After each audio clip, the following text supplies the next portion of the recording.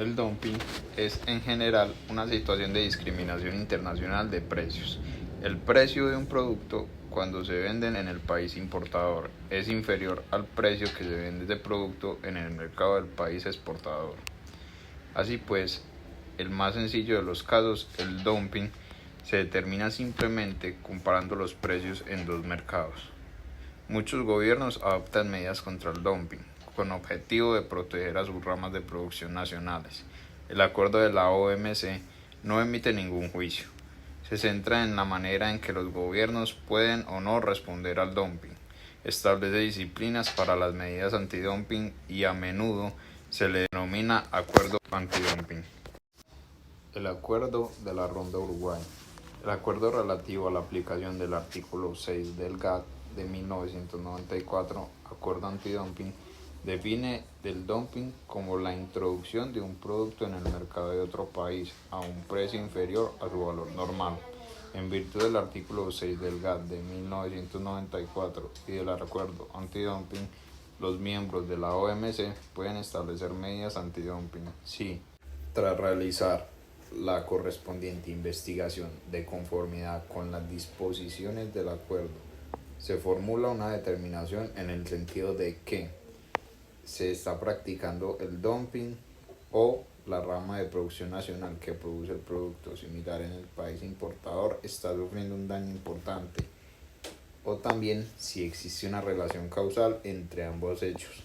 Además de las normas sustantivas que rigen la determinación de la existencia del dumping, daño y relación causal, el acuerdo establece normas detalladas del procedimiento sobre la iniciación y el desarrollo de las investigaciones, el establecimiento de medidas y la duración de esas medidas y su examen.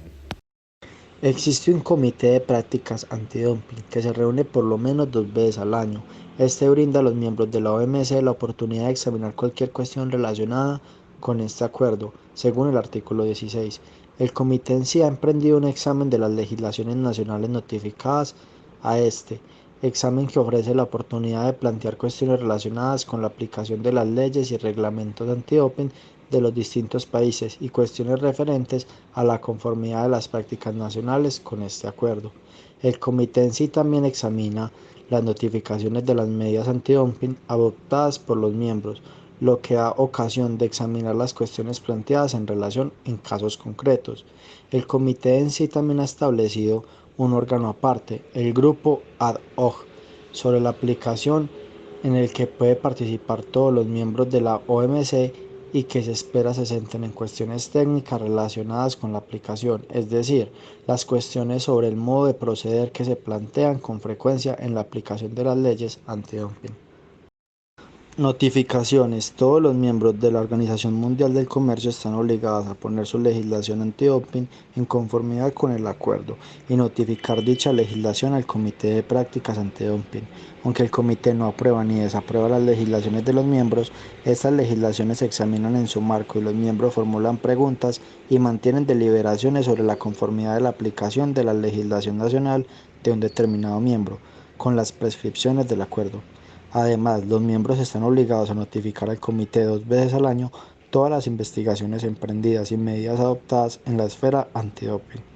El comité ha adoptado un modelo para esas notificaciones que son objeto de examen en el comité. Por último, los miembros han de notificar con prontitud al comité de las medidas antidoping provisionales y definitivas adoptadas e incluir en su notificación cierta información mínima prescripta en las directrices convenidas por el comité.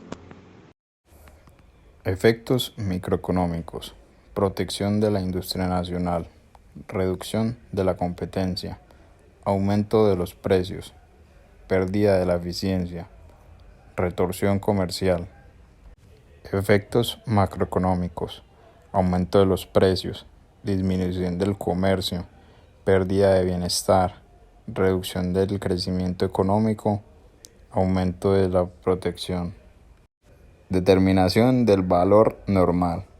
El valor normal es el precio que tiene el producto en cuestión en las operaciones comerciales normales cuando está destinado al consumo del mercado del país exportador.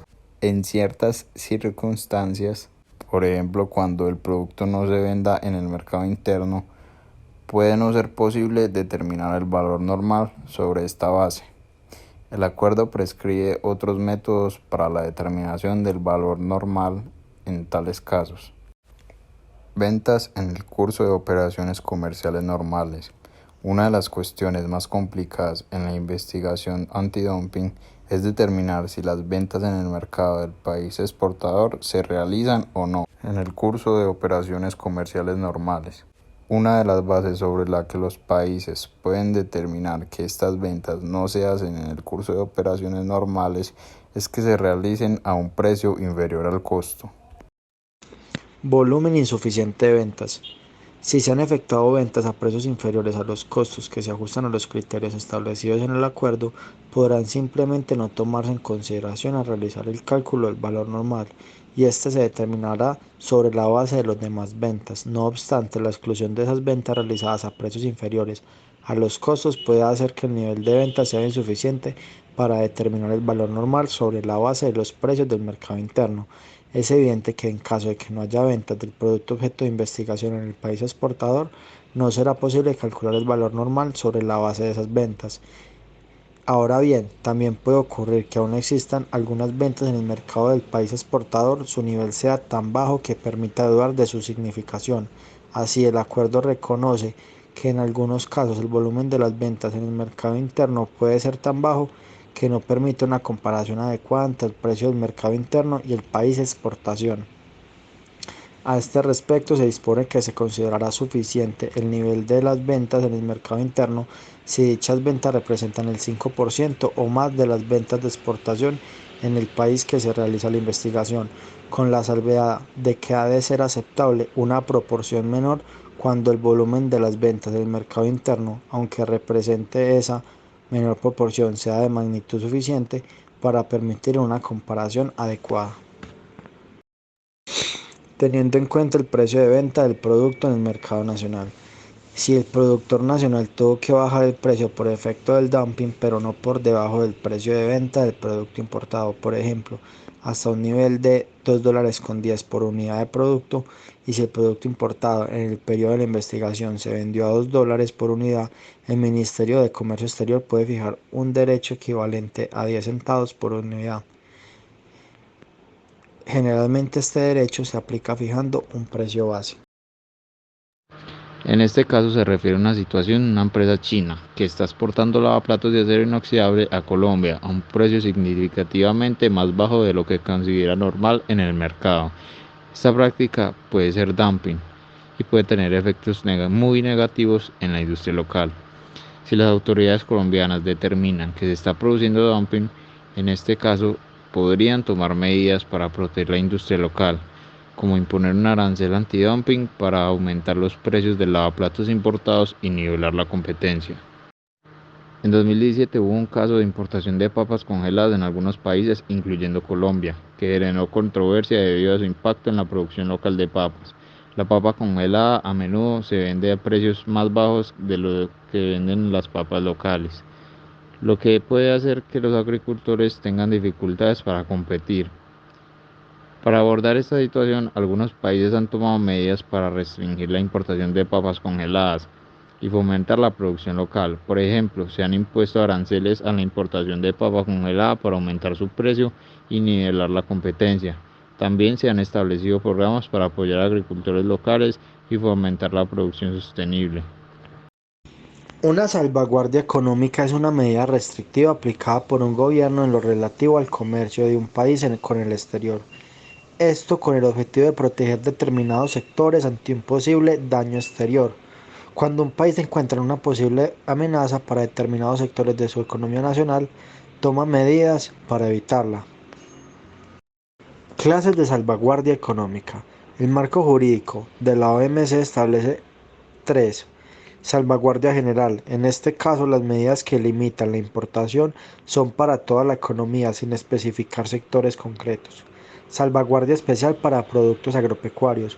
Como su nombre lo indica, se refiere a la protección dirigida al sector primario. Y garantía o salvaguardia bilateral. Son medidas que se aplican entre dos países. De esta forma, cada uno de ellos podrá protegerse del otro.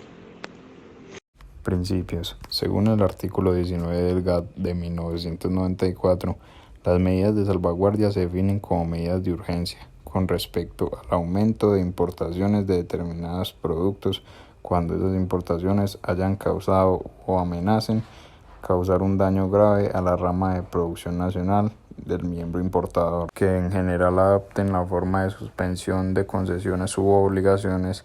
Pueden consistir en restricciones cuantitativas de las importaciones o aumentos de los derechos por encima de los tipos consolidados.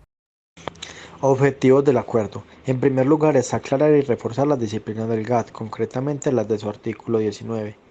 En segundo está restablecer el control multilateral sobre las salvaguardias y suprimir las medidas que se escapan a tal control. Y por último, fomentar el reajuste estructural por parte de las ramas de producción afectadas desfavorablemente por los aumentos de las importaciones, para así potenciar de esa manera la competencia en los mercados internacionales. Posibilidades de daño. El acuerdo define el daño grave como un menoscabo significativo de la situación en la rama de producción nacional. Al determinar si existe un daño grave, la autoridad investigadora ha de evaluar todos los factores pertinentes que tengan relación con la situación de esa rama de producción.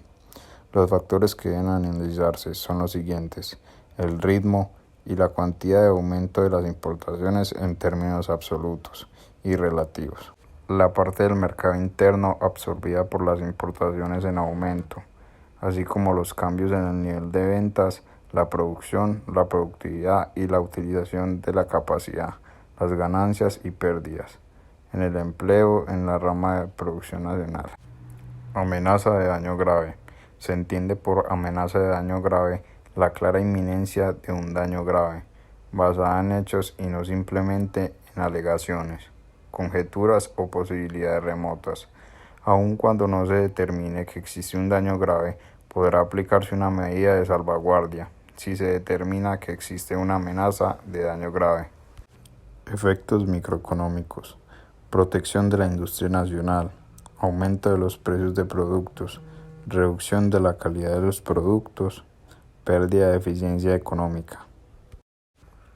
Efectos macroeconómicos. Aumento de los precios. Reducción del comercio. Retraso en la competitividad. Desincentivo para la innovación. En ejemplos de salvaguardia tenemos uno que hizo Acerías Paz del Río por el producto alambrón de acero. Esto mediante la resolución 0160 del 17 de julio del 2013, publicada en el Diario Oficial, se determinó abrir una investigación administrativa contra las importaciones de alambrón de acero originarias de países miembros de la Organización Mundial del Comercio. La determinación final de esta solicitud, el Gobierno Nacional, mediante el Decreto 0846 del 30 de abril del 2014, adoptó una medida de salvaguardia definitiva por el término de un año a las importaciones de alambrones de los demás aceros aliados con un contenido de carbono inferior al 0,45% en peso, según unas subpartidas arancelarias. La medida adoptada por el Gobierno y recomendada por el Comité de Asuntos Aduaneros, Arancelarios y de Comercio Exterior en sesión 270 del 2014 y el Consejo Superior de Comercio Exterior, consiste en una contingente de 174.452 toneladas anuales. Las importaciones dentro del contingente tendrá el gravamen arancelario aplicable al país de origen, teniendo en cuenta los acuerdos comerciales internacionales vigentes. Las importaciones que superen el contingente tendrán un gravamen arancelario del 21,29%. De la aplicación de esta medida se excluyeron las importaciones de alambrones de acero según unas subpartidas arancelarias originarias de Argentina, Chile, Ecuador, Costa Rica, Estados Unidos y Canadá. La administración y distribución del contingente estará a cargo de la Dirección de Comercio Exterior del Ministerio de Comercio, Industria y Turismo, bajo unos criterios. El otro ejemplo de salvaguardia es el arroz originario de los países miembros de la Comunidad Andina, clasificado según unas subpartidas arancelarias. La petición fue adelantada de oficio por el tal entonces Ministerio de Comercio Exterior, con base en el artículo 109 del Acuerdo de Cartagena. La determinación final que se resolvió del caso fue que el Gobierno Nacional previó el concepto del Consejo Superior del Ministerio del Comercio Exterior y mediante el decreto 1607 del 1 de agosto del 2001 resolvió aplicar una medida de salvaguardia a las importaciones de arroz originarias de los países miembros de la Comunidad Andina y clasificada por las subpartidas arancelarias correspondientes en la forma de un contingente a 18.000 toneladas de arroz en términos de PADI seco. El contingente fue distribuido por el tal entonces Ministerio de Agricultura y Desarrollo Rural y las importaciones de estos productos fueron registradas ante el Ministerio del Comercio Exterior, previo visto bueno del Ministerio de Agricultura y Desarrollo Rural. Esto se rigió a partir de la fecha de publicación, es decir, el 1 de agosto del 2001, y durante 6 meses. Este decreto está sujeto a la determinación posterior que adopte la Secretaría General de la Comunidad Andina.